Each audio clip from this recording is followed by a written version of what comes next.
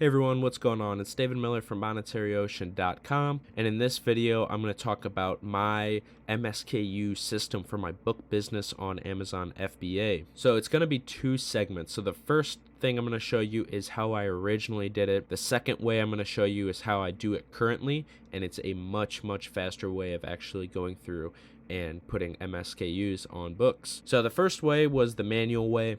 And so I have these metrics that I personally wanted to see when books get ordered. I could see at a glance how long they've kind of been in inventory. The first thing we have here is the actual date source. So I just did this by simply the month and the day, didn't put the year. I would just do, for example, today is January 18th. So I would do 01/18. So then we have the ASIN and the title. So the ASIN part is what I implemented later on in the faster method, which I'll show you. But the title, what I would do is just the first letters of the title of the book. So for this example, let's do How to Make Friends and Influence People.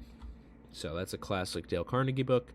You've seen it. If you're scouting books, you've seen it a billion times. The next thing I kind of wanted to see was, what is the rank of the book that I'm listing right now? Is it in the millions? Is it sub 10,000 rank? Is it 100,000 rank? So what I would do is, let's say it's 15,000, so I would do 15K. So for the actual shipment number, this is a metric that I implemented into my book business to give me an idea of when the book or when the books were shipped into Amazon. So I do this for all of my inventory. It doesn't have to be a book. It can be general OA or RA, but it just gives me an idea of how long this has been sitting in inventory. And the way I did it, the way I started it was with the first shipment I ever sent in, it was shipment 001, the second one 002, and so on. So that way I can kind of, like I said, see how long has it been sitting in here since shipment 2 or since shipment 40, which is the most recent shipment we just sent in. For this example, we're going to do 040. And so the way I would do this, I would go ahead and I would copy this whole thing. Say I'm listing all the books that I purchased on January 18th. So then I would just go through, list the book, and then when I got to the next book, I would paste the whole thing in there and start all the way from the left-hand side to make it a little bit easier. So let's say that we have Monetary Ocean book, so MOB, and this is a 1 million rank. Man, I gotta get my books up. So I would just put an M on that situation just because to save a little bit of time deleting off the K. I can kind of see at a glance. If I put an M there, it means million. So then I would go list that book, go to the next one, and say we change the date. Now it's the 19th, all right? Wow, we're listing another one of these, except now it's 10K rank, and so on and so forth. You get the idea.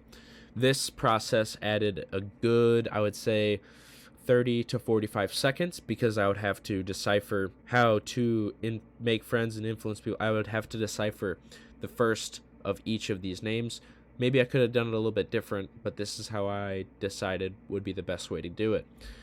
This was all until I found out that my listing software, Inventory Labs, and if you guys aren't familiar with Inventory Labs or you're doing all your listing through Amazon the old school way, I would recommend checking this out. There's a free 30-day trial in the description, link below. They have an option for variable MSKU. You can also do create your own, you can do random, but what I did was variable MSKU. So I was able to implement the same options that I had before, a little bit different order. So I have purchase date, I have the sales rank, I have the ASIN, and I have this count. They make you actually put this in. This is the count of how many items have been put into the batch.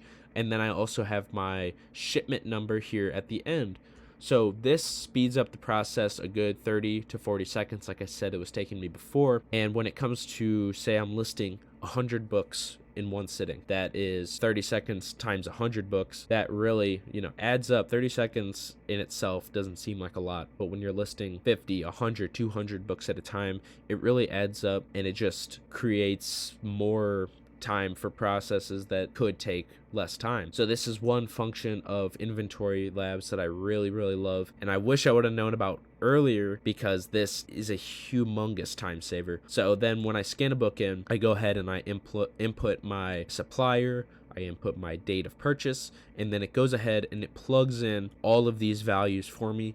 I can just go ahead and do my condition, and it is good to go after pricing, obviously.